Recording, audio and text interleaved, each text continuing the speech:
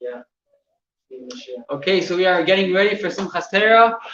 The Jewish custom is that we learn the Torah once a year. We go through the whole Torah.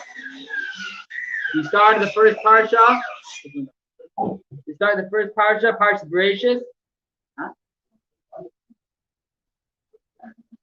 The first parsha started Bereshis, the next Nech, and so on. Till we finish the whole Torah on Simchas Torah. There is another custom to finish the Torah every 3 years. In Israel, it used to be a custom to finish Torah every 3 years. That's why there's some people that learn the Rambam every 3 years.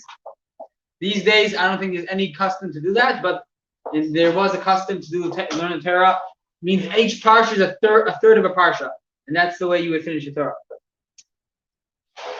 The way we read the Torah is not only in the order of 1 year, but also there's different details. You're listening? We make sure to read Vayikra before Shavuos. We make sure to read the Kisavai before Rosh Hashanah. And we make sure to read Bamidbar also before Shavuos. We make sure to read V'eschanan after Tisha B'Av, and it's before Rosh Hashanah, Tzav before Pesach. So therefore, we have parshas. There's a lot of weeks that we do 2 parshas together, and the reason is because all the details I said now of doing the different parshas before the different holidays. That's the reason why we have to sometimes connect 2 parshas in order to get to that parsha before the holiday. Wherever you finish Shachris on Shabbos, that Mincha, you go to the next parsha. Some people don't know this. Shabbos, you read that weekly parsha. By Mincha, we already move on to the next parsha. Or we read the next Monday and Thursday, the beginning, first 10 or so verses of the next parsha. On Rosh Chodesh, we read Tzav, and there's something unique with Rosh Chodesh davening that we read the same thing again.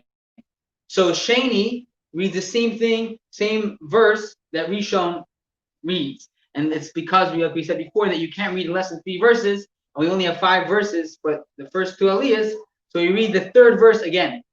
On the first day of Rosh Hashanah. Yes. How many Torahs? We do 2 Torahs. Why not for Rosh Chodesh?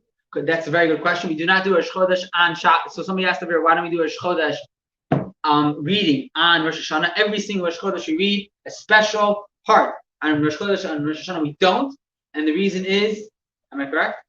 And the reason is because you want to fool the Satan that it's not Rosh Hashanah today. If you don't read Rosh Chodesh, you won't think it's Rosh Chodesh. Why do we need to fool? Because you don't want him to come to tell God that we're not good guys, because he's running our court case. It's our court case in Rosh Hashanah. Okay.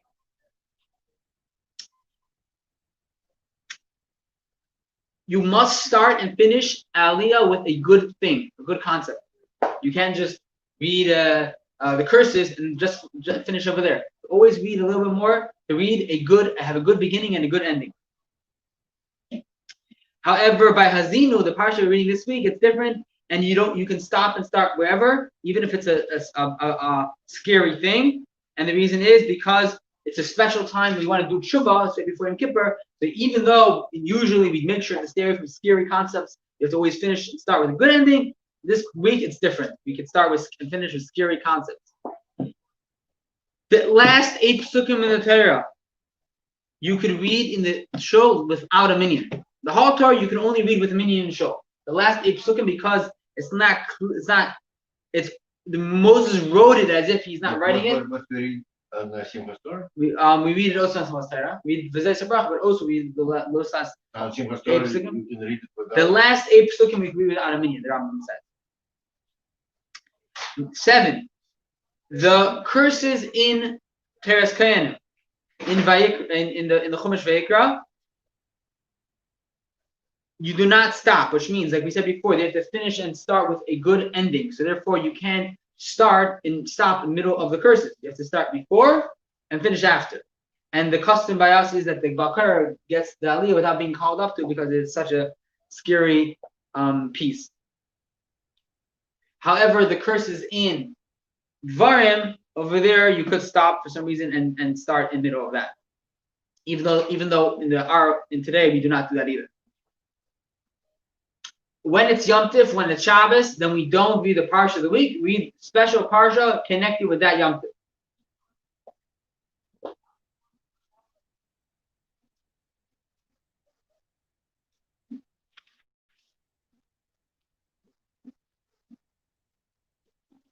So the Rambam writes like this: if you bring out 3 Torahs, what do? You say Kaddish, you say one Kaddish. But what happens if you take on one and you bring it in? You take on one, bring it in. You take turns. So then you say Kaddish after each Torah.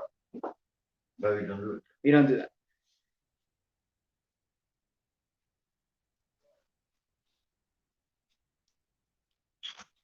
There's some of the in general, the way they made the Haftorah is that every single week the idea of the parsha is in the Haftarah. Besides, certain times we do the Haftarah connected with the time of the year. For example, from Tisha B'Av till Rosh Hashanah, we do 7 Haftarahs comforting the Jews after Tisha B'Av. And sometimes in the, let's say, Parsha Shkalim, and there's 4 parshas that we read instead of Haftarah. Maftir, we read 4 parshas: Shkalim, Para, Zafar, and Chedesh during Chedesh Adar. And in those weeks, you read a special Haftarah for that.